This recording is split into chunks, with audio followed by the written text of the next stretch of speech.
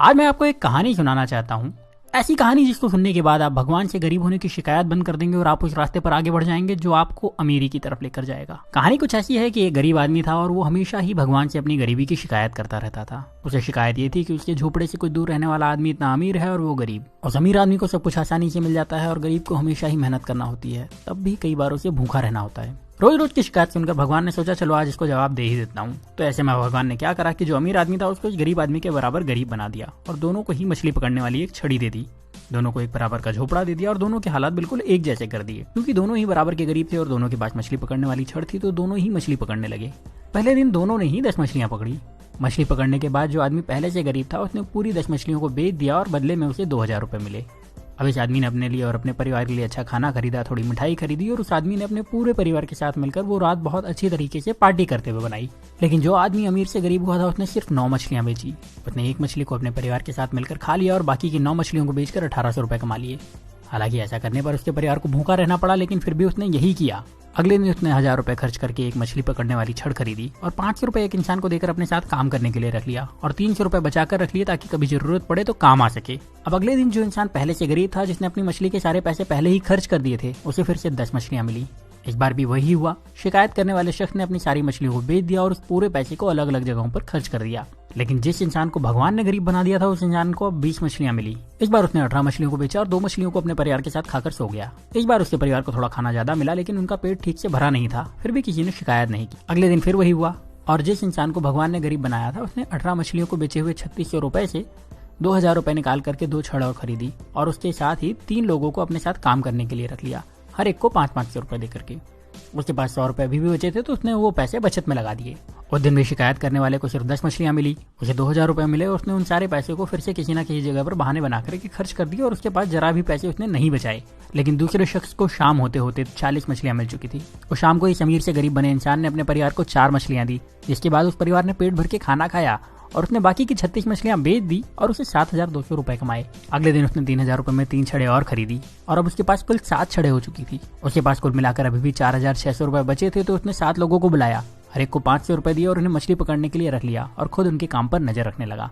इतना पैसा खर्च करने के बाद भी उस इंसान के पास 1100 रुपए बच गए थे। जब शाम हुई तो इस इंसान के पास 70 मछलियां थी। उसके पास पहले से ही 1100 रुपए थे। उसने दिन भर कोई काम नहीं करा था तो वो ज्यादा थका हुआ भी नहीं था। उसके पास 7 छड़े थी जो कि इसकी ही थी, उसकी एसेट थी। उसके पास काम करने वाले लोगों की एक टीम थी जो उसके लिए काम करती थी। और शाम को इस इंसान ने 66 मछलियों को बेचकर 13,200 रुपए कमाए। उसके पास पहले के बचे हुए 1100 रुपए तो थे ही, मतलब अब उसके पास अच्छी खासी पूंजी भी थी और उसने परिवार को मछलियों के साथ अच्छा खाना भी खिलाया।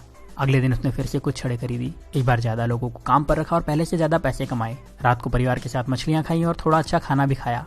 वो आदमी यही काम हर रोज करता रहा और थोड़े दिन में पहले से ज्यादा अमीर हो चुका था। उसने अपने पुराने घर को फिर से खरीद लिया और अब उसके लिए मछली खाना मजबूरी नहीं शौक था। साथ ही अब उसे काम करने की जरूरत नहीं थी क्योंकि उसने अपने काम की देखभाल के लिए कई मैनेजर्स, अकाउंटेंट और दूसरे लोगों को रख लिया था और वो अपने पैसे दूसरी जगह इन्वेस्ट भी कर सकता था। लेकिन जो शिकायत करने वाला इंसान था वो अभी भगवान से यही शिकायत कर रहा था कि भगवान आपने मुझे गरीब क्यों बनाया और उस अमीर इंसान को इतना आराम क्यों दिया।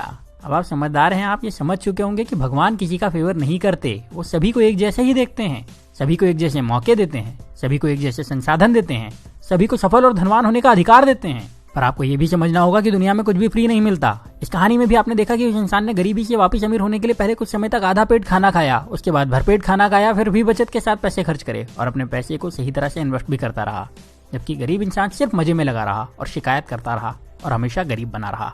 अगर आपको लगता है कि अमीर इंसान रिच होने के लिए तकलीफें नहीं उठाते तो ऐसा नहीं है। वो गरीबों से ज्यादा तकलीफ उठाते हैं। वो अपने आराम के लिए गरीब लोगों से ज्यादा मेहनत करते हैं पर शिकायत नहीं करते और वो अपने पैसे का सही इस्तेमाल करते हैं, इसीलिए उन्हें अमीर होने का अधिकार भी है। तो अगर आप गरीब हैं तो अपनी गरीबी की शिकायत मत करिए, बल्कि उस काम को पूरी ईमानदारी से करिए जो आपको मिला है। ये सोचिए कि उसमें ज्यादा से ज्यादा पैसे कैसे कमाया जाए और अपने पैसे को सही तरह से खर्च करिए, अपने पैसे को सही तरह से इन्वेस्ट करिए। और जब आप ऐसा करेंगे तो आपको अमीर होने से कोई नहीं रोक पाएगा, कोई भी नहीं। अब यहाँ मैं आपसे एक सवाल करने वाला हूँ और कमेंट में इसका जवाब जरूर दीजिएगा। क्या आपको लगता है कि भगवान या किस्मत सच में आपकी गरीबी के जिम्मेदार हैं? और अगर अभी तक आप यही समझते थे तो आपने अपनी सोच बदली या नहीं? अपना जवाब मुझे कमेंट में जरूर बताइएगा। अगर आपने अपनी सोच बदल ली है और आपको लगता है कि ये वीडियो ज्यादा से ज्यादा लोगों के पास जाना चाहिए तो इस वीडियो को दूसरों को शेयर करिए। इतना ज्यादा शेयर करिए कि लोग अपनी जिम्मेदारी खुद लेना शुरू कर दें और फिर कोई भी रुकावट उन लोगों को अमीर होने से ना रोक पाए। तो इस वीडियो को आप शेयर करिए फेसबुक पर, इस वीडियो को शेयर करिए अपने व्हाट्सएप पर, इस वीडियो को शेयर करिए अपने व्हाट्सएप के सारे दोस्तों के ग्रुप में। जहां आप शेयर कर सकते हैं वहां शेयर करिए। जितनी ताकत से शेयर कर सकते हैं उतनी ताकत से शेयर करिए। और अगर आपने चैनल को सब्सक्राइब नहीं किया है तो सब्सक्राइब करके बेल का बटन दबा दीजिए, क्योंकि ऐसे ही वीडियो में लेकर आता रहूंगा और आप में से आपका बेस्ट निकालने में आपकी मदद करते रहूंगा। तो अब आप वीडियो को शेयर करिए और मुझे विदा दीजिए। मैं आपसे मिलूंगा अगले वीडियो में। तब तक अपना प्यार और वक्त देने के लिए बहुत बहुत धन्यवाद।